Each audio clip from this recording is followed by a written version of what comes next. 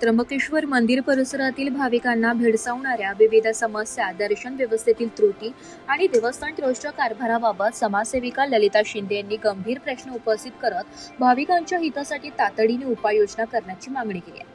नाशिक येथे आयोजित पत्रकार परिषदेत बोलताना ललिता शिंदे म्हणाल्या की त्र्यंबकेश्वर हे देशातील प्रमुख धार्मिक स्थळांपैकी एक असून वर्षभर लाखो भाविक दर्शनासाठी येथे येत असतात. मात्र दर्शनासाठी तासनतास रांगेत उभे राहिल्यानंतरही भाविकांना समाधानकारक दर्शन मिळत नसल्याच्या तक्रारीत सातत्याने समोर येत आहे. गाभाऱ्याजवळील गर्दी, धक्काबुक्की आणि दर्शनासाठी होणारा विलंब यामुळे भाविकांना मोठा मनस्ताप सहन करावा लागत असल्याचं त्यांनी सांगितलंय. आगामी कुंभमेळ्याच्या पार्श्वभूमीवर भाविकांची संख्या मोठ्या प्रमाणात वाढणार असल्याने मंदिर प्रशासनाने दर्शन व्यवस्था अधिक सक्षम करावी अशी मागणी केली आहे. मंदिर पहाटे 5 वाजल्यापासून रात्री 11 वाजेपर्यंत खुले ठेवण्याचा विचार करून भाविकांना अधिक वेळ उपलब्ध करून द्यावा. तसेच यासाठी देवस्थान ट्रस्ट, पुजारी मंडळी आणि संबंधित घटकांनी समन्वय साधून नियोजन करावे असे त्यांनी सुचविले.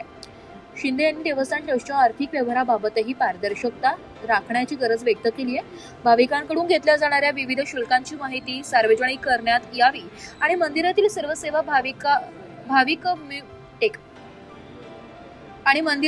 सेवा भाविकाभिमुख पद्धतीने राबविण्यात याव्यात अशी अपेक्षा त्यांनी व्यक्त केली आहे.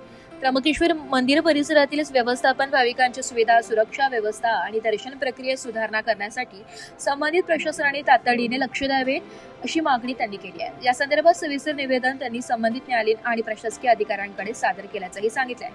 भाविकांच्या श्रद्धेचा आणि धार्मिक भावनांचा सन्मान राखत मंदिर प्रशासनाने अधिक जबाबदारीने काम करावे अशी अपेक्षा व्यक्त करत ललिता शिंदे यांनी आगामी कुंभमेळ्याच्या पार्श्वभूमीवर सर्व यंत्रणांनी समन्वयाने कार्य करण्याचे आवाहन केले.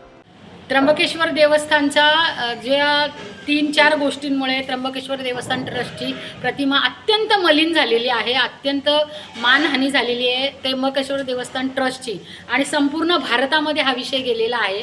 तर ह्या पाठीमागे जो दर्शनाचा काळाबाजार, जो काही कडलक जे ट्रस्टी होते त्यांच्यावर कारवाई झालेली आहे, FIR झालेली आहे आणि आता त्यांना सेंट्रल जेलमध्ये ठेवलेलं आहे. पण ह्याच्या मूळ जे आहे, याच्या मुळापाशी मी आज जाण्यासाठी आणि ह्या सगळ्या भारतामध्ये या लोकांना कळण्यासाठी आज मी एक आवाज उठवलेला आहे की ज्या कडलकांवर कारवाई का झाली त्याचं मूळ शोधा. तर हे जे 4 जण ट्रस्टी, चॅरिटी कमिशनर नाशिक, धर्मदाय सह आयुक्त यांनी जे निवड केली होती 2023 मध्ये, तेव्हा तिथे आर्थिक गैरव्यवहार झालेला आहे सुमारे 2.5 कोटींचा. आणि पंकज भुतडा नामक जो वकील आहे नाशिकमध्ये, त्याची बायको तिथे आत्ता जी ट्रस्टी घेतलेली आहे. तर माझ्याकडे देवस्थानचं एक असा ठोस पुरावा आहे की त्र्यंबकेश्वर विकास कुलकर्णी यांचे चेअरमन यांनी पंकज भुतडा यांना पुढील विचार करू नये वगैरे वगैरे, सत्यप्रिय शुक्ल हा गुंड आहे, तिथे गुन्हेगारी प्रवृत्तीचा आहे, असं सगळं लिहिलेलं असतानाही अकालींनी तिथे कुठलाही त्या पत्राचा विचार केलेला नाही आहे. आणि आता संशयाला बाधा 100% निर्माण झालेली आहे. आणि हे सगळं बघता आगामी कुंभमेळा 5 कोटी लोक येणार आहे.